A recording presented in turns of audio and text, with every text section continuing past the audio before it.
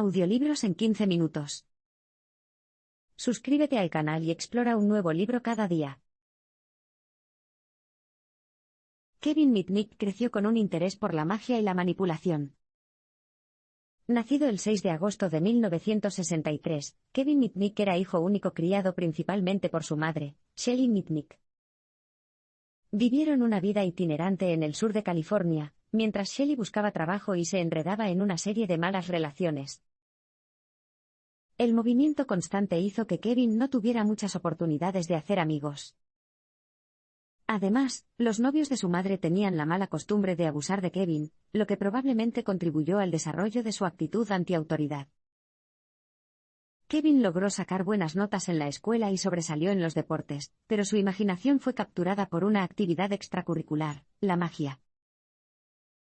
Cuando Kevin tenía 10 años, un vecino le mostró un truco de magia. Fue amor a primera vista. A Kevin le encantaba el elemento del engaño, y se obsesionó con practicar trucos y descubrir formas de manipular a la audiencia, todo lo cual influiría en sus aventuras posteriores.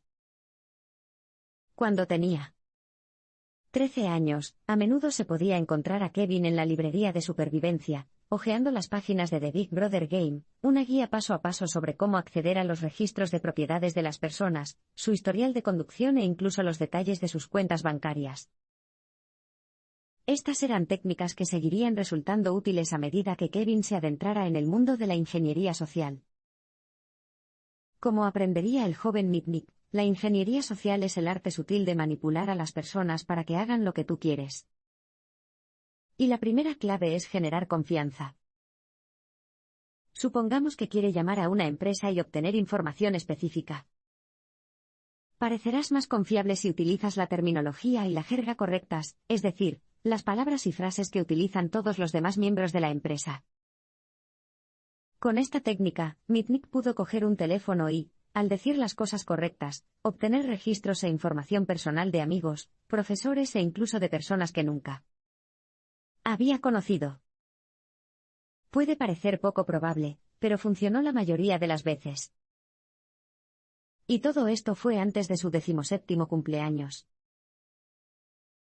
Tras su liberación, Mitnick experimentó la fama y la oportunidad de utilizar sus habilidades para siempre.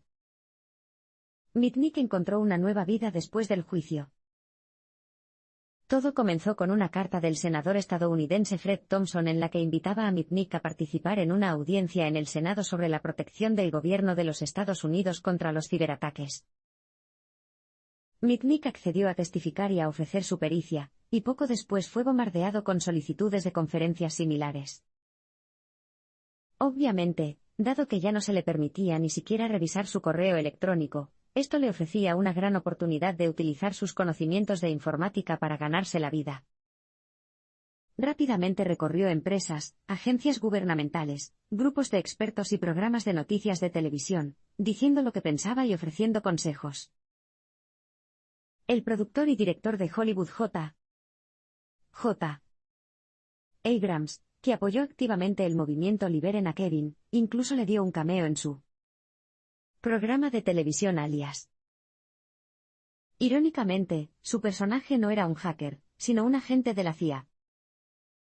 Y para eludir las reglas de su libertad condicional, el maestro de utilería se aseguró de que su teclado estuviera desconectado. Así que Mitnick estaba viviendo un momento de celebridad, lo cual es un poco inusual para un criminal convicto que todavía está siendo vigilado de cerca. Mitnick era muy consciente del afortunado giro que había tomado su vida, y estaba ansioso por seguir adelante encontrando trabajo como consultor de tecnología y escritor. Afortunadamente, su oficial de libertad condicional accedió a permitirle usar una computadora portátil, siempre que no estuviera conectada a Internet, para escribir su primer libro, El arte del engaño.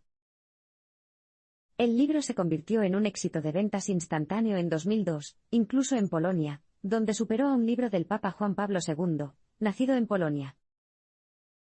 Mitnick ha descubierto que el trabajo de consultoría le queda perfectamente.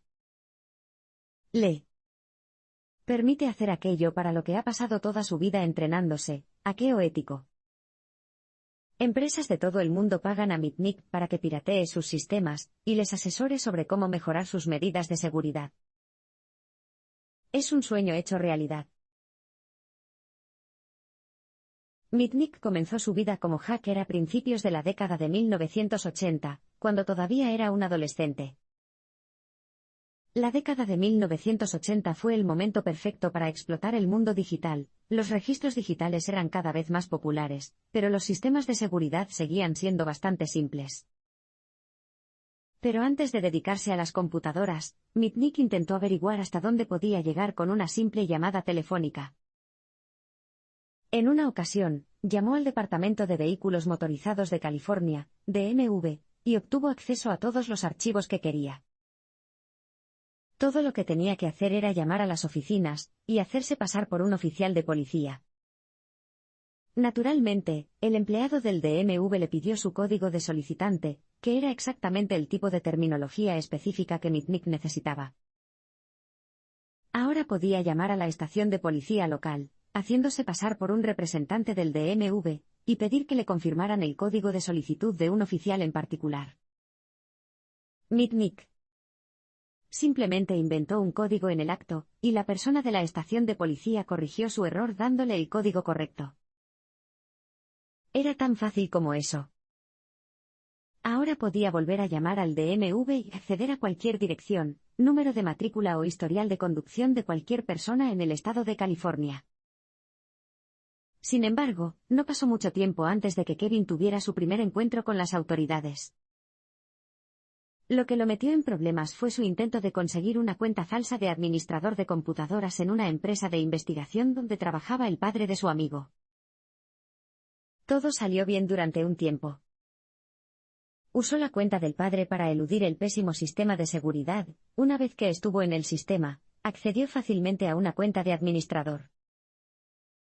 El problema surgió cuando su amigo Micah accedió a la cuenta de administrador por su cuenta y se olvidó de cubrir sus huellas. La empresa se dio cuenta de la violación de seguridad y tuvo que avisar al FBI, pensando que el padre de Micah era el hacker. El padre interrogó a Micah sobre el incidente, y Micah finalmente señaló con el dedo a Mitnick. El FBI pronto visitó a Mitnick, pero fue poco lo que pudieron hacer. No solo no había leyes sobre el hackeo de computadoras en la década de 1980, sino que Mitnick aún no tenía 18 años. Así que todo lo que Mitnick recibió fue una severa advertencia, y no pasó mucho tiempo antes de que volviera a sus malas costumbres. Algunas decisiones desafortunadas de los amigos de Mitnick condujeron a su primer arresto. A Kevin Mitnick le gustaba ver hasta dónde podía llegar con una simple llamada telefónica o un módem, nunca le gustaba hackear para obtener beneficios personales o financieros. Pero esta distinción no le impidió meterse en problemas con las autoridades. Esta vez, no se cometió ningún error. Fue una mujer despreciada la que lo puso en problemas. Mitnick quería ver si podía hackear la gigantesca empresa US Leasing, y reclutó a un amigo llamado Luis para que lo ayudara. El trabajo comenzó con una llamada telefónica. Mitnick se hizo pasar por un técnico de redes que llamaba para advertir a la empresa sobre un error informático que ponía sus datos en riesgo de perderse. Esto fue suficiente para convencer a la empresa de que proporcionara una cuenta de administrador para poder arreglar el sistema. Todo iba bien hasta que Luis rompió con su novia, Susan, que también era una hacker. Con los datos de la cuenta que Luis dejó por ahí, Susan ingresó al sistema de arrendamiento de e hizo que todas las máquinas posibles de la empresa imprimieran páginas con el nombre de Kevin Mitnick. Y eso no era todo. Cuando Susan se enteró de que Luis y Mitnick también habían trabajado juntos para robar los manuales de los empleados de una compañía telefónica local, inmediatamente llamó a la policía, lo que llevó al arresto de Mitnick. Mitnick aún no tenía 18 años, por lo que fue sentenciado a 90 días en un centro de detención de menores. El juez que supervisaba el caso de Mitnick estaba completamente confundido por lo que había sucedido. Había alguien que se estaba esforzando por conseguir datos personales, pero no estaba haciendo nada con ellos.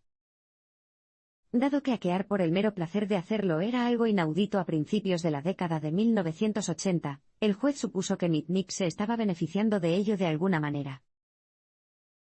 Mitnick cumplió 18 años en el reformatorio. Y aunque lo juzgarían como adulto si alguna vez lo volvían a atrapar, no paró. El hackeo de Mitnick lo metió en más problemas cuando tenía 20 años. Kevin Mitnick ya se estaba haciendo un nombre en la comunidad informática local, su delito juvenil había aparecido en el La Times. Esta nueva notoriedad trajo algunos problemas nuevos. Para empezar, ser conocido como hacker significaba que probablemente tendría problemas para dedicar sus habilidades a un trabajo informático legítimo. Después de todo, ¿qué empresa querría dar acceso a su sistema a un hacker talentoso? Sin embargo, por suerte, después de completar un curso de informática de 6 meses en una escuela de oficios, Mitnick pudo utilizar el programa de colocación laboral de la escuela para encontrar trabajo en la compañía telefónica CTE. Si adivinó que CTE era una de las empresas que Mitnick había hackeado, tenía razón. Afortunadamente, el Departamento de Recursos Humanos nunca se dio cuenta de esto, y parecía que a Mitnick le iban a pagar por hacer lo que amaba. Así es, el trabajo consistía en hackear el sistema de la empresa a propósito para identificar las debilidades y aumentar la seguridad. Si esto suena demasiado bueno para ser verdad, lamentablemente lo fue. Dado que el trabajo implicaría acceder a información confidencial, CTE exigió completar un formulario de seguridad. Mitnick sabía que esto significaba su perdición. Una vez que verificaran sus antecedentes, se darían cuenta de con quién estaban lidiando. Efectivamente, después de solo 9 días en el trabajo, Mitnick fue despedido. Y, desempleado, Mitnick volvió a sus viejas costumbres. Tenía novia en ese momento, y aunque le dijo que estaba tomando clases nocturnas en la UCLA, en realidad pasaba las tardes hackeando. Cuando Mitnick hackeó la empresa de software Santa Cruz Operations, SCO, lo atraparon infraganti y, esta vez, se enfrentó a algo más que cargos penales. SCO presentó una demanda contra él y su novia por $1,4 millones, cada uno. Sin embargo, cuando las cosas se calmaron, salió a la luz que SCO estaba utilizando la demanda como una forma de presionar a Mitnick para que revelara los métodos que había utilizado para hackear su red. Mitnick cooperó y la SCO retiró los cargos. Esta vez, se las arregló para salir con la suya con solo 3 años de libertad condicional. Una misteriosa reunión puso a Mitnick en peligro de acabar en la cárcel. En 1989, Kevin Mitnick volvió a ser delatado por un amigo, y esta vez pasó 4 meses en la cárcel. Aunque inicialmente lo vio como una llamada de atención muy necesaria, la advertencia que lo haría volver al buen camino, cuando salió de la cárcel, recibió una mala noticia de inmediato. Mientras estaba encerrado, su novia lo había estado engañando con su mejor amigo, Luis. Pero lo que realmente inspiró a Mitnick a volver al mundo del hackeo fue Eric Hines, un hacker del que había oído hablar a través de un amigo. Supuestamente era el nuevo genio de la cuadra y Mitnick estaba ansioso por saber más. Cuando se conocieron, Mitnick quedó inmediatamente fascinado por Hines, y se dio cuenta de que realmente sabía lo que hacía. Pero Hines también estaba extremadamente paranoico, lo que incomodaba a Mitnick. La otra rareza de Hines era que parecía arreglárselas económicamente sin tener ningún trabajo discernible. Y cuando Mitnick regresó a casa después de la reunión, intentó encontrar algún rastro de él por los canales habituales, pero no encontró nada. El misterio se profundizó. Pero una cosa era segura. Hines le dijo a Mitnick que tenía en sus manos códigos de acceso que podían usarse para hackear cualquier sistema telefónico de la costa oeste. En otras palabras, tenían el poder de escuchar cualquier llamada telefónica en California. Era intrigante, por decirlo menos, pero Mitnick no podía evitar la sensación de que Hines actuaba de manera sospechosa. Además, después de su primera reunión, Hines siguió inventando excusas para cancelar futuras reuniones. Mitnick estaba seguro de que algo estaba pasando, y empezaba a confiar en que quienquiera que hubiera conocido no era un verdadero hacker. Mitnick finalmente comenzó a escuchar las llamadas telefónicas de Hines y, por supuesto, tenía razón. Este impostor era en realidad un agente del FBI, y lo oyó hablar con otro agente sobre obtener una orden de registro para la casa de Mitnick, y organizar una operación encubierta para volver a poner a Mitnick entre rejas. Bajo la vigilancia del FBI, Mitnick intentó ir un paso por delante de la ley. Afortunadamente, el FBI no tenía ni idea de que Mitnick estaba escuchando a escondidas sus conversaciones telefónicas. Esto le dio a Mitnick la ventaja y, posiblemente, una forma de evitar su trampa. En ese momento, era a principios de la década de 1990 y Mitnick, de 28 años, comenzó un baile cuidadoso con el FBI, escuchando sus planes y tratando de ir un paso por delante de ellos en todo momento. Sabía que el FBI vigilaba su apartamento, lo observaba desde las ventanas vecinas, y esperaba reunir pruebas suficientes para una orden de registro. Así que limpió cuidadosamente su apartamento de todo lo que pudiera usarse en su contra, y luego puso una nota en su refrigerador que decía rosquillas del FBI para hacerles saber que estaba al tanto de su plan. Parece que al FBI no le gustó este mensaje, ya que pronto un grupo de búsqueda llamó a su puerta y saqueó su apartamento. Pero Mitnick había sido minucioso en su trabajo de limpieza y el FBI salió con las manos vacías. Sin embargo, fue una victoria vacía para Mitnick. Esta vez no habían encontrado nada, pero era probable que no tuvieran intención de detener la investigación. Poco después, la libertad condicional de 3 años de Mitnick finalmente terminó, lo que le permitió viajar legalmente. También llegó justo a tiempo, ya que 3 días después el FBI acudió a la casa de su madre, donde se había alojado recientemente, para tratar de entregar una orden de arresto contra él. Claramente, si esperaba mantenerse fuera de la cárcel, Mitnick tenía que salir de la ciudad. Decidió empezar de nuevo, con una nueva identidad, y así se mudó a esa metrópolis de sueños y engaños, Las Vegas, Nevada. Al poner en práctica sus habilidades de ingeniería social, Mitnick obtuvo un certificado de nacimiento, y un número de seguro social para un nombre que idolatraba, Eric Weiss, el verdadero nombre de nacimiento del maestro ilusionista Harry Houdini. La vida de Mitnick como fugitivo estuvo llena de identidades falsas y llamadas cerradas. Mientras establecía su nueva vida como Eric Weiss, Mitnick mantuvo todo su dinero y su identificación consigo en todo momento. Pero hay una razón por la que la gente no debería andar por ahí con $11,000, que es la cantidad que perdió Mitnick cuando un ladrón irrumpió en el casillero de su gimnasio. Era cada centavo que tenía Mitnick, era hora de conseguir un trabajo de verdad. Así que Mitnick decidió mudarse a Denver, Colorado, donde comenzó a revisar los anuncios de trabajo en el periódico local. Esto llevó a una entrevista en el bufete de abogados Olme, Roberts y Owen. Si bien la entrevista salió bien, estaba la cuestión de elaborar un currículum y referencias. Pero Mitnick lo hizo sin esfuerzo, simplemente inventó una empresa falsa en Las Vegas con un apartado postal y un número de teléfono conectados a un contestador automático. Luego llamó al bufete de abogados haciéndose pasar por su antiguo empleador y le dio a Eric Weiss una recomendación entusiasta. 3 días después, Mitnick tenía un trabajo legítimo en el departamento de informática de la empresa. Pero esto ciertamente no puso fin a sus días de hackeo. La tecnología de telefonía móvil avanzaba a pasos agigantados a principios de los 90, y Mitnick estaba ansioso por desentrañar los códigos de programación, o códigos fuente, que hacían funcionar estos nuevos dispositivos. Motorola, Nokia y NEC, los líderes de la industria en ese momento, encabezaban la lista de éxitos de Mitnick. Motorola y Nokia funcionaron sin problemas. Encontró el código fuente y cubrió sus huellas al salir. Pero con NEC, no tuvo tanta suerte. Mientras comprobaba que no lo estaban rastreando ni siguiendo, interceptó un correo electrónico de un administrador del NEC que decía que el FBI sabía que alguien había transferido sus códigos fuente a un servidor de Los Ángeles.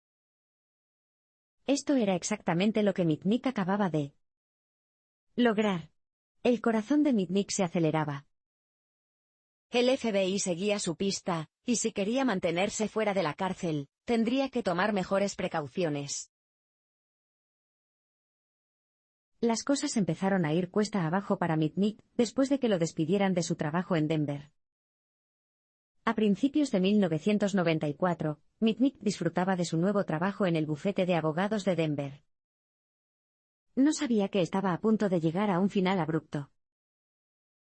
Había adquirido el hábito de utilizar su pausa para comer para hacer llamadas de ingeniería social desde su teléfono móvil, y sus jefes estaban empezando a darse cuenta.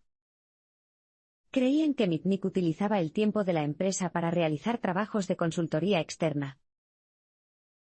En la primavera de 1994, a los 30 años, Kevin Mitnick volvió a estar desempleado. Así que hizo lo que había hecho antes. Presionó el botón de reinicio reubicándose y cambiándose el nombre. Esta vez, se convirtió en Brian Merrill de Seattle, Washington.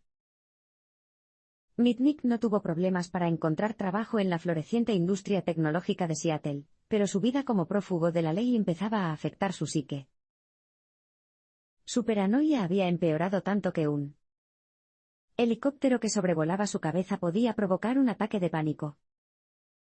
Se estaba convenciendo de que las autoridades podían utilizar la señal de su teléfono móvil para localizar su paradero. Pero, en un giro irónico, fue el método de Mitnick de cubrir sus huellas lo que finalmente llamó la atención de las fuerzas del orden de Seattle. Había estado utilizando métodos de clonación para no tener que pagar sus llamadas telefónicas, y para que pareciera que llamaba desde un número de teléfono diferente. Y lo que comenzó como una investigación de las autoridades locales sobre el uso ilegal de teléfonos móviles pronto pasó a ser asunto del FBI. Mitnick no sabía que un viejo amigo hacker era ahora informante del FBI y, cuando Mitnick lo llamó, el FBI pronto se enteró de que Brian Merrill de Seattle era en realidad Kevin Mitnick, el fugitivo buscado. Mitnick sabía que los federales se acercaban, así que, una vez más, hizo las maletas y se fue de la ciudad, esta vez a Raleigh, Carolina del Norte. Pero no sirvió de nada. El FBI ahora podía usar su teléfono celular clonado como dispositivo de rastreo, y pronto llamaron a la puerta de su apartamento de Raleigh con una orden de registro en la mano.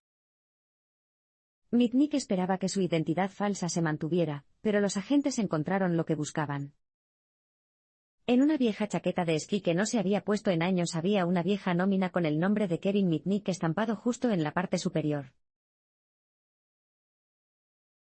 La injusticia en el juicio de Mitnick dio lugar al movimiento Liberen a Kevin y a un acuerdo con la fiscalía. Tras 3 años prófugo, Kevin Mitnick fue finalmente arrestado el 15 de febrero de 1995.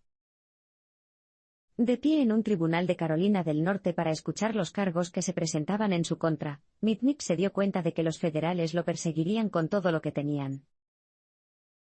Cada llamada que hacía con un teléfono celular clonado conllevaba una sentencia máxima de 20 años.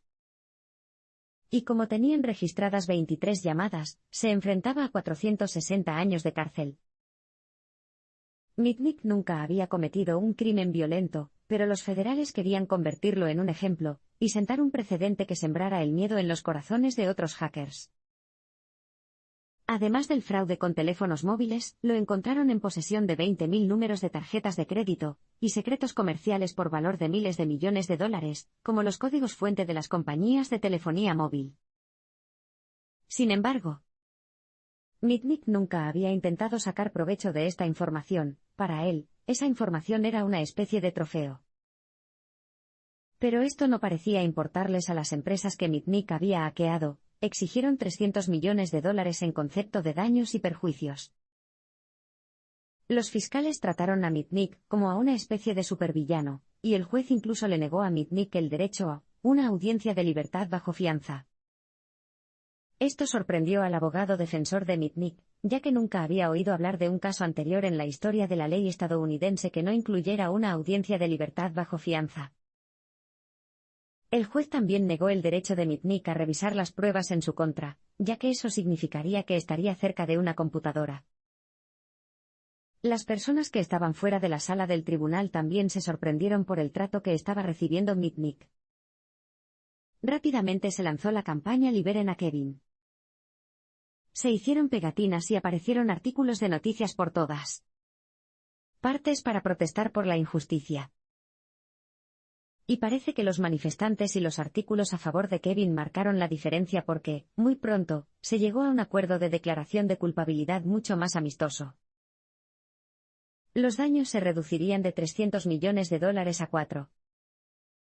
$125, se le prohibiría el uso de cualquier dispositivo electrónico durante 3 años, y se le sometería a una estricta supervisión durante ese tiempo para asegurarse de que cooperaba. Mitnick sabía que era poco probable que apareciera una oferta mejor, por lo que aceptó el trato. Cuando todo estuvo dicho y hecho, Mitnick terminó pasando 5 años en la cárcel.